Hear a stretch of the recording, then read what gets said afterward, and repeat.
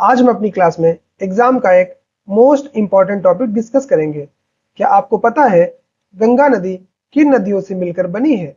भारत में सबसे लंबी नदी के रूप में गंगा नदी को जाना जाता है, जिसकी कुल लंबाई 2525 किलोमीटर है। यह भारत के 5 राज्यों से होकर गुजरती है: उत्तराखंड, यूपी, बिहार, झारखंड और पश्चिम बंगाल। यूपी में इसकी लंबाई सबसे ज्यादा है और झारखंड में इसकी लंबाई सबसे कम है। विष्णु गंगा और धौली गंगा विष्णु प्रयाग में आकर मिलती हैं। सतोपत हिमनद से अलकनंदा नदी निकलने के बाद विष्णु गंगा और धौली गंगा की संयुक्त धारा से मिलकर अलकनंदा के रूप में आगे बढ़ती है। कर्णप्रयाग में पिंडार नदी अलकनंदा नदी से मिलती है।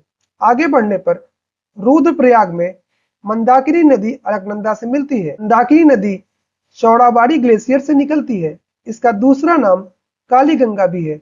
इसी नदी पर केदारनाथ स्थित है। रुद्रप्रयाग से आगे बढ़ने पर अलकनंदा नदी देवप्रयाग पर भागीरथी से मिलती है। इन दोनों की संयुक्त धारा गंगा कहलाती है। भागीरथी नदी, जो कि गंगोत्री या गौमुख से निकलती है।